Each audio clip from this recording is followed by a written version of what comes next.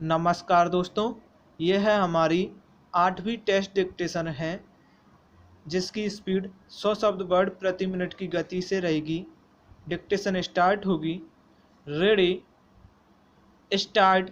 महोदया, देश में जो सरकार की आय होती है अगर उसका अधिकतम भाग सरकारी कर्मचारियों के वेतन पर ही चला जाएगा तो इस तरह से देश में महंगाई बढ़ती ही चली जाएगी। इसलिए हमें इस चीज़ को रोकने के लिए सख्त कदम उठाने होंगे।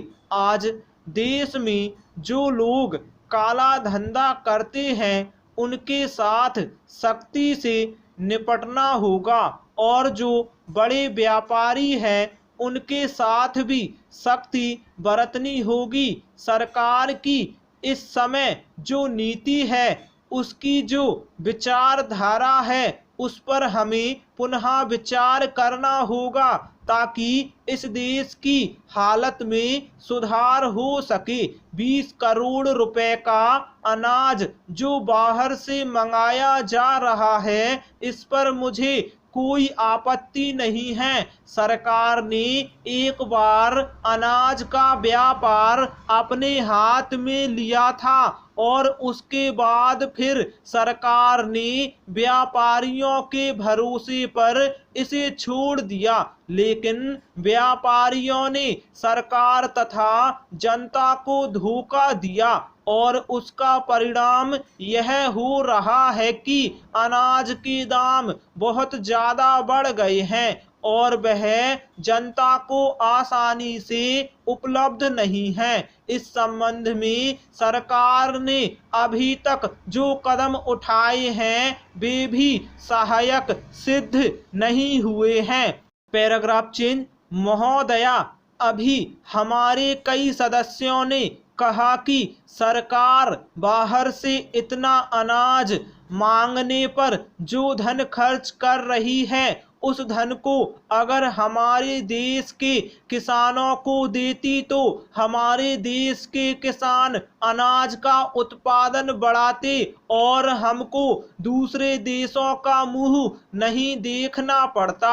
इसलिए मैं चाहता हूं कि अनाज के संबंध में हमारी एक साफ और बिल्कुल स्पष्ट नीति होनी चाहिए। किसान को क्या चाहिए वह हम दें और किसान से क्या लेना है उसका मूल्य निर्धारित करें। इसके लिए हमें एक राष्ट्रीय मूल्य नीति का निर्धारण करना होगा।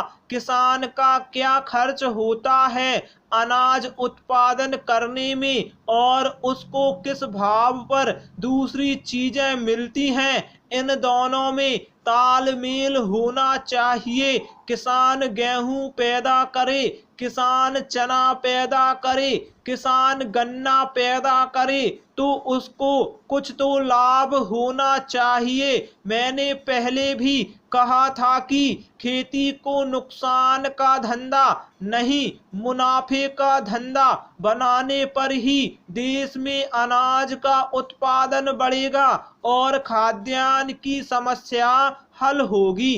Paragraph change. इसके साथ ही किसान को सीमेंट, खाद, डीजल उचित दामों पर मिले, इसके लिए सरकार इनके वितरण की व्यवस्था अपने हाथ में ले, तभी हमें इस काम में सफलता मिल सकती है, अन्यथा नहीं। आप कहते हैं कि 1 इंच जमीन मत छोड़ो, हर जगह अन्न पैदा करो, लेकिन हमारा इलाका ऐसा है जहां पानी नहीं है, इसलिए हम अन्न का उत्पादन नहीं कर पाते। इसके लिए हमें सिंचाई की योजनाएं बनानी पड़ेंगी। पानी जहां से मिल सके वहां से लेना होगा। ऐसा करने के लिए हमें इन सारी समस्याओं पर बड़ी गहराई के साथ विचार करना होगा। इसे केवल राज्य सरकार पर छोड़ देने से काम नहीं चलेगा और हमारी अन्न की समस्या का स्थायी समाधान भी नहीं हो सकेगा। स्टॉप।